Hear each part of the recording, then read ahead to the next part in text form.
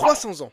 Ça fait 300 ans que les super-héros existent dans le DCU de James Gunn. Le DCU qui commencera fortement cet été avec le film Superman. Dans ce film Superman, on plonge dans un univers DC qui existe déjà. Les méta-humains sont connus de tous, et il y a des super-héros qui sont en activité depuis déjà des années, voire même des décennies. C'est le cas d'une équipe, le Justice Gang. Vous savez, cette équipe composée de Guy Gardner, Mr. Terrific et Hawkgirl. Mais qui sont-ils ?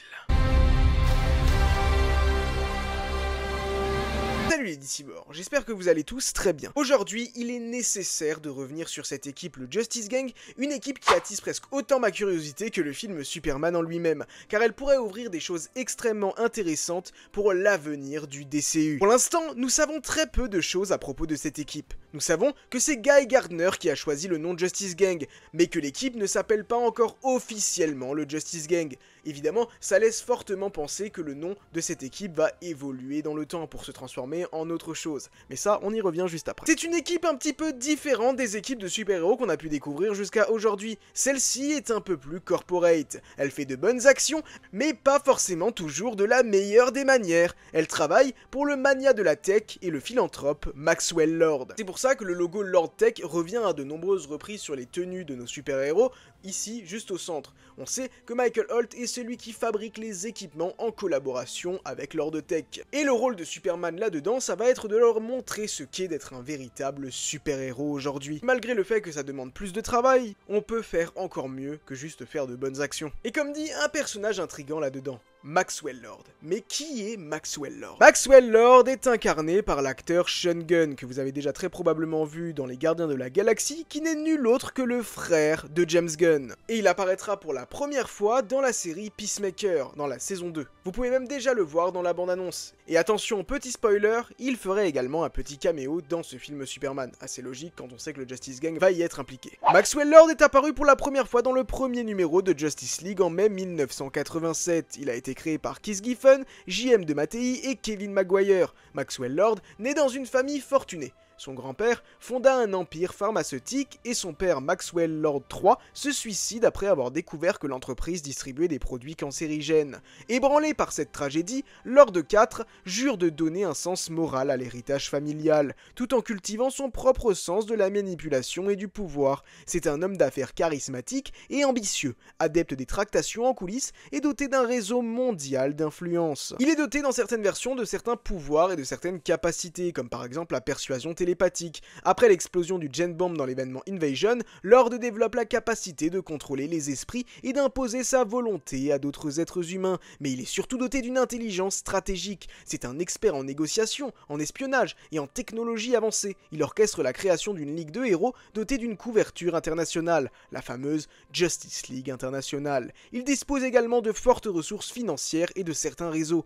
En tant que mania, il dispose de l'appui de gouvernements et d'organisations secrètes telles que Checkmate ou certains extrémistes, qu'il manœuvre à son avantage. Il a initialement été présenté comme l'agent de presse officieux et mécène de la Justice League internationale, mais Maxwell Lord s'est servi de ses pouvoirs et de son charisme pour façonner la Ligue selon ses propres objectifs, faire de la Justice League internationale un instrument de paix mondiale, ou de ses ambitions personnelles. Au fil des années, ces manipulations le font basculer du rôle de bienfaiteur à celui d'antagoniste majeur, notamment face à Wonder Woman lors de l'arc Infinite Crisis, où son affinité mortelle avec les pouvoirs mentaux lui vaut une fin tragique. Cette équipe officie très probablement dans le Hall de Justice, et si je vous dis ça, c'est parce qu'à Cincinnati, sur les lieux du tournage, l'endroit qui a justement inspiré le fameux Hall de Justice dans les comics se trouve dans cette ville et sera présent dans le film. Et un pins a montré que le Hall de Justice serait un lieu à part entière du film Superman. Initialement, le Hall de Justice est l'un des premiers QG de la Justice League, mais ici, visiblement, les choses seront un petit peu différentes. Ce qui est particulièrement intéressant dans cette équipe, ce sont ses membres, et je pense qu'il est important qu'on s'étale sur chacun d'eux. Pour l'instant, on sait que 3 membres en font partie. Guy Gardner, Mr. Terrific et Hawkgirl. Peut-être que d'autres en font partie et qu'on l'apprendra pendant le film, je ne sais pas, mais pour l'instant, il n'y a que eux 3. Et on sait, Superman travaille parfois avec eux, il lui est déjà arrivé de collaborer avec eux par le passé, avant même les événements du film. Commençons avec le Green Lantern le plus délirant de la galaxie, Guy Darren Gardner. Il est apparu pour la première fois dans le volume 2 de Green Lantern numéro 59 en mars 1968, et il a été créé par John Broome et Jill Kane. Initialement simple professeur d'éducation physique à East City, Guy Gardner découvre qu'il avait été identifié par l'anneau de pouvoir du défunt Abin Sur comme un candidat potentiel pour devenir Green Lantern de la Terre. Mais l'anneau choisit finalement Hal Jordan, plus proche de la scène du crash. En le voyant dans la machine à mémoire sur Oa, Hal fait la rencontre simulée de Guy et les deux deviennent finalement amis quand Hal le rencontre dans la vie réelle à son retour sur Terre. Gardner se distingue par son caractère impulsif, sa fougue et son franc-parler, loin de la retenue classique d'un membre du corps des Green Lantern. Il n'hésite pas à provoquer des ennemis à coups de répartie caustique et à entrer dans la mêlée au corps à corps. Cette approche brute lui vaut autant de succès que de conflits, y compris avec ses coéquipiers de la Justice League internationale. Il dispose d'un anneau de pouvoir, c'est l'un des protecteurs du secteur 2814. Il est capable de créer des constructions d'énergie verte, champs de force, armes, plateformes volantes et bien d'autres choses par la seule force de sa volonté. Le port de l'anneau lui confère la capacité de voler à grande vitesse et de résister à des impacts extrêmes. Mais c'est surtout un combattant aguerri. Sa formation d'athlète et son tempérament belliqueux font de lui un redoutable adversaire au corps à corps. Après ses premières missions de secours simulées et ses affrontements contre des vilains tels que Sinestro, Sonar ou Black End, Guy Gardner rejoint officiellement la Justice League internationale à la fin des années 80, où son tempérament explosif crée autant de situations comiques que critiques de missions réussies. Au fil des décennies, il occupe plusieurs rôles. C'est l'un des gardiens de secours du secteur 2814, intervenant quand Hal Jordan n'est pas disponible. Il devient même un Red Lantern lors de l'arc War of the Green Lantern sorti en 2011. Il est brièvement corrompu par la rage, devenant Red Lantern avant d'être sauvé. Et ça devient même un membre de l'équipe des Dark Stars. Dans certaines réécritures, il endosse un rôle de justicier interplanétaire. À chaque incarnation, Guy Gardner incarne la face la plus directe et guerrière des Green Lanterns, contrastant avec les approches plus idéologiques ou techniques de ses collègues. Ça, c'est la première origin story qu'a eu le personnage de Guy Gardner qui sera incarné dans le film par Nathan Fillion.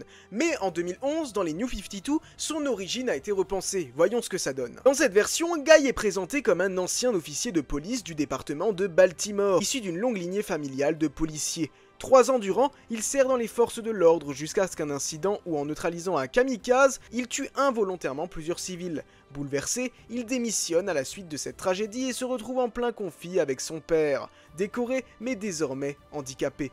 Peu après, alors qu'il intervient pour secourir son frère aîné Gérard, pris dans une fusillade avec un gang de rue, Guy fait preuve d'un courage exceptionnel. L'anneau de Green Lantern détectant sa capacité à surmonter la peur, le choisit et atterrit entre ses mains, lançant ainsi sa carrière de gardien du secteur 2814. Maintenant, c'est à James Gunn de choisir quelle origin story il veut adapter à son Guy Gardner. Sachant que Nathan Fillion a joué un policier dans The Rookie, il n'est pas impossible que James Gunn parte là-dessus. Mais quand on sait que pour Superman il s'inspire énormément du Silver Age, j'ai tendance à penser qu'il partira sur l'origin story la plus populaire de Guy, à savoir lui en tant que juste prof de sport. Et en toute honnêteté, c'est le personnage du Justice Gang que j'attends le plus, car je suis un énorme fan des Green Lantern, et comment vous dire que Guy Gardner est l'un de mes Green Lantern préférés. Associé à Nathan Fillion dans l'excellentissime The Rookie, clairement ça ne peut que donner quelque chose de trop cool. Et sa coupe au bol, elle est juste géniale. Et de toute façon, elle va évoluer avec le temps, comme son costume qui, soyons honnêtes, est véritablement moche. Passons à Michael Holt, alias Mr. Terrific, incarné ici par Eddie Gattegi. Il apparaît pour la première fois dans Spectre Volume 3, numéro 54, en juin 1997. Il a été créé par John Ostrander et Tom Mandrake. Michael Holt est un prodige autodidacte, le détenteur de 14 doctorats, s'il vous plaît. Ingénierie, physique, droit, psychologie, chimie, sciences politiques, informatique, mathématiques et bien d'autres, et médaillé d'or du décathlon olympique. Après la mort tragique de sa femme Paula et de leur enfant à naître dans un accident de voiture, il sombre dans le désespoir et envisage le suicide. C'est alors que le Spectre, Jim Corrigan, lui raconte la vie de Terry Sloan, le Mister Terrifique de la Seconde Guerre mondiale, et l'inspire à reprendre ce flambeau pour honorer son héritage et donner un sens à son salut. Il a des pouvoirs et des capacités vraiment spéciales, notamment un intellect surhumain. Il figure parmi les 3 personnes les plus intelligentes de la Terre. Il est capable de résoudre instantanément des équations et des problèmes complexes. Il dispose également de T-sphères, qu'il a inventées, des T-sphères volantes miniatures dotées d'intelligence artificielle. Une invisibilité technologique, des projections holographiques, le piratage, la charge électrique et explosive sont autant de fonctions qu'il contrôle par commande vocale via son masque. C'est également un athlète et un combattant. Il dispose d'un entraînement de haut niveau, que ce soit en termes de décathlon ou d'arts martiaux, qui font de lui un adversaire redoutable, même sans ses inventions. Dans l'univers d'ici, il a été adhérent à la Justice Society of America. Michael Holt en devient rapidement le président grâce à son leadership et son sens tactique. Parallèlement, il joue un rôle clé au sein de Checkmate et fonde l'équipe des Terrifics pour affronter les menaces technologiques et mystiques contemporaines. Son engagement allie la science la plus pointue à une philosophie du fair play, héritée de Sloan pour protéger l'humanité sans renoncer à l'éthique. Et enfin, il nous reste évidemment Hawkgirl, et là vous allez voir, ça se complexifie encore, car le personnage de Hawkgirl a eu deux origin story assez distinctes. Bien que James Gunn a déjà déclaré que ce serait un petit peu un mixte de plusieurs choses, voyons ça en précision. Nous avons d'abord Shiera Sanders Hall, l'âge d'or. Première apparition, numéro 1 de Flash Comics le 10 janvier 1940, créateur Gardner Fox et Dennis Neville. Shiera Sanders Hall est la réincarnation de la princesse égyptienne Sheara, amoureuse du prince Khufu il y a plus de 3500 ans. Tous deux acquièrent leur pouvoir grâce au mystérieux NTH Metal découvert dans l'épave d'un vaisseau tanagarien et sont maudits par leur ennemi Hatset pour renaître sans cesse à chaque cycle mortel. Ainsi, dans le New York des années 1940, l'archéologue Carter Hall, alias Hawkman, retrouve Sheara, tourmenté par des rêves de son passé millénaire. Il confectionne ses ailes et son costume en NTH Metal, la sauve d'une machination du savant fou Anton Astor, puis lui transmet un jeu d'ailes supplémentaire l'incitant à endosser le costume de Hawkgirl dans All Star Comics, numéro 5 en juin 1941. Dans l'âge moderne, nous retrouverons Kendra Saunders, qui est apparu pour la première fois dans les dossiers secrets et origines de JSA, numéro 1 en août 1999. Elle a été créée par James Robinson, David S. Goyer et Scott Benefiel. Après avoir tenté de se suicider, la jeune Kendra Saunders est sauvée in extremis, mais son corps est investi par l'esprit de Sheara Hall. Elle hérite alors des souvenirs et compétences martiales de ses vies antérieures, tout en luttant pour préserver sa propre identité. Bien qu'à l'origine Kendra porte un harnais et des ailes mécaniques en NTH Metal, plus tard le métal s'intègre à sa physiologie, lui conférant vol, force accrue, régénération et souvenirs de ses incarnations passées, faisant d'elle une guerrière accomplie au sein de la Justice Society of America. James Gunn a déjà confirmé que dans cette version, Hawkgirl volera avec des ailes organiques, forgées dans le mystique NTH Metal de Thanagar, ce qui souligne son lien profond avec sa planète d'origine et ses pouvoirs de guérison et de lévitation. Et comme dans les comics, elle manie une masse et souvent une épée, tous deux composés de NTH Metal, capables de réagir à sa volonté pour infliger des dégâts phénoménaux ou se déployer à distance. Isabella Merced, qui incarne justement Kendra Saunders, a déjà déclaré que c'était une réincarnation issue de la planète Thanagar. Vraiment, c'est un personnage qui attise ma curiosité, j'ai hâte d'en savoir plus. Voilà pour les membres de ce Justice Gang. Ouais, c'était un sacré morceau. Et encore, c'est pas vous qui faites le montage. C'est pour ça que si vous êtes fan de DC, je vous invite à vous abonner à cette chaîne, en particulier si vous attendez le film Superman. N'hésitez pas non plus à laisser un pouce, à activer la cloche et à me dire dans les commentaires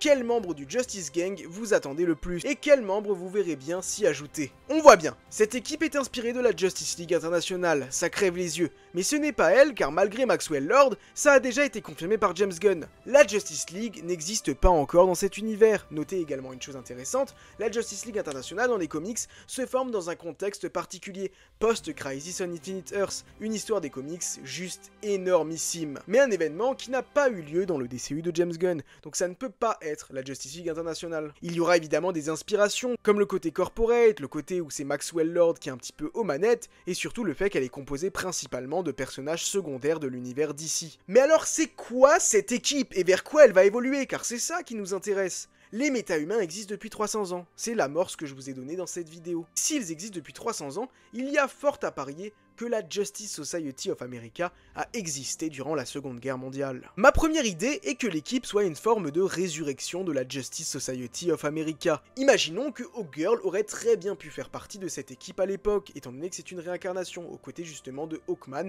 et des anciens membres, Hourman, Dr. Fate, Flash J. Garrick ou encore Alan Scott. Et suite aux événements de Superman, n'aimant pas le nom Justice Gang, elle pourrait très bien se dire « Et si on remettait en place la Justice Society of America ?» Cela les amènerait à faire un nouveau recrutement et à possiblement recruter du coup Peacemaker comme on peut le voir dans la bande-annonce de la saison 2. L'équipe serait donc composée de Guy Gardner, Métamorpho qui pourrait les rejoindre à la fin du film Superman, Mr. Terrific, Hawkgirl, Hawkman pourrait revenir à un moment donné, ça pourrait même être une des intrigues justement d'une qui sait première saison de Justice Society of America. Booster Gold pourrait les rejoindre, accompagné de son ami de toujours, Ted Kord, Blue Beetle, qui oui, était dans la scène post-générique du film Blue Beetle, et tout ça, ça pourrait être réglé justement soit off-screen, soit dans la série d'animation Blue Beetle. On peut imaginer également un membre tel que Plastic Man, Martian Manhunter, Shazam, ou encore évidemment Stargirl. Bon, vous voyez clairement qu'on est plutôt sur des membres qui dans les comics font partie de la Justice League internationale, mais imaginons que dans cette version, ils décident de quand même s'appeler Justice Society. Et ils auraient donc leur quartier général au niveau du Hall de Justice, et ne vous inquiétez pas, s'ils prennent le Hall de Justice, eh bien...